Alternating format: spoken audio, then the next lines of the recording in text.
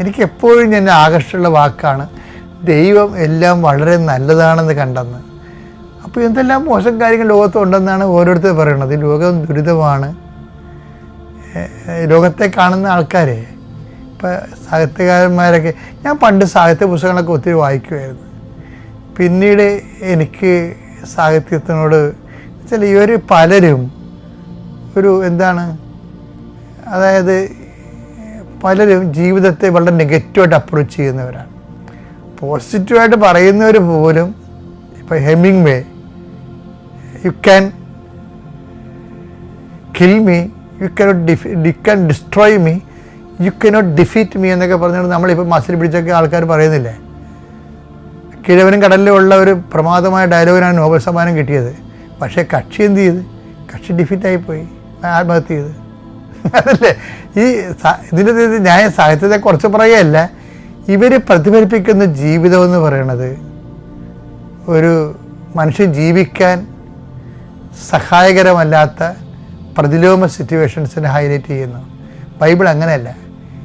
Bible എല്ലാ കാലങ്ങളെയും നല്ലതായിട്ട് എടുക്കാൻ വേണ്ടി മനുഷ്യനെ പ്രേരിപ്പിക്കും.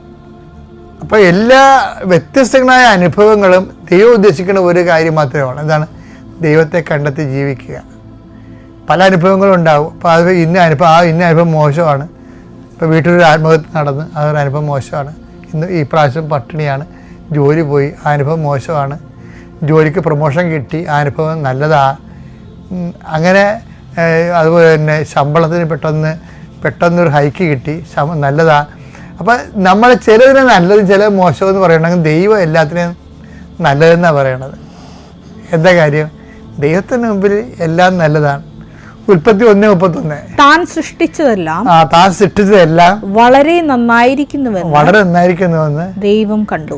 അപ്പം അത് അവിടുന്ന് ഇതിൻ്റെ കൂടെ ലിങ്ക് ചെയ്യേണ്ടത് നടപടി പുസ്തകത്തിൻ്റെ 17:24 അവിടുന്ന് ഓരോരുത്തർക്കും ഓരോ കാലം കൽപ്പിച്ച് നൽകുന്നു. ആ കാലത്തിൽ എന്തൊക്കെ ഉണ്ടാവും? സങ്കടത്തിൻ്റെ കാലം ഉണ്ടാവും. കാലത്ത് എന്തൊക്കെ ഉണ്ട്? സഭാപ്രസംഗം എടുത്തേ. സഭാപ്രസംഗകൻ 3-ാം അധ്യായം 1 മുതലുള്ള തിരുവചനങ്ങൾ. എല്ലാറ്റിനും ഒരു സമയമുണ്ട്.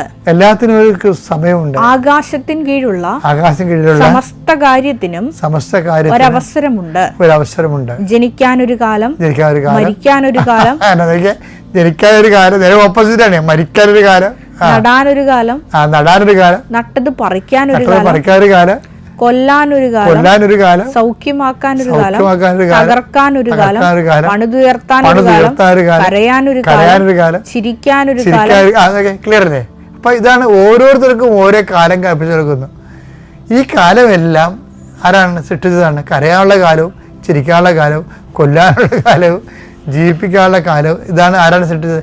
താൻ സൃഷ്ടിച്ചതെല്ലാം വളരെ നല്ലതാണെന്ന് ദൈവം കണ്ടു. അപ്പോൾ സൃഷ്ടിയിലും ജീവിതത്തിലും അനുഭവത്തിലും സംഭവിക്കുന്നതെല്ലാം ചിലത് നല്ലതും ചിലത് മോശമില്ല, എല്ലാം നല്ലതാണ്. എപ്പോഴാണ് നല്ലതാകണത്? അത് ഈ നമ്മൾ നേരത്തെ പറഞ്ഞ പോലെ അനുഭവത്തിലൂടെ ദൈവത്തെ കണ്ടെത്താൻ ആശ്രയിക്കുന്നവർക്കാണ്. അതാണ് 17:26 ഈ കാലങ്ങളെല്ലാം എന്താണ്? അപ്പോൾ ഏത് അനുഭവമായാലും എൻ്റെ ദൈവവേദനെ ദൈവം അതിന് നല്ലതായിട്ട് കാണുന്നു. നിനക്ക് അയച്ചതാണെങ്കിലും ദൈവം അത് നല്ലതായിട്ട് കാണുന്നു. കാരണം അത് നിനക്ക് ദൈവത്തെ കണ്ടെത്താനുള്ള ഉപാധിയായി മാറുമ്പോഴാണ് ദൈവം അനുഭവിക്കുന്ന ആ നന്മ നമുക്കും അനുഭവിക്കാൻ പറ്റുന്നത്. സങ്കീർത്തനം 119:71 ദുരിതങ്ങൾ എനിക്ക് ഉപകാരമായി, തന്മൂലം ഞാൻ അങ്ങയുടെ ചട്ടങ്ങൾ അഭ്യസിച്ചുവല്ലോ. ഞാൻ അങ്ങയുടെ ചട്ടങ്ങൾ അഭ്യസിച്ചു, അങ്ങയുടെ വചനങ്ങൾ അഭ്യസിച്ചു എന്നാണ്.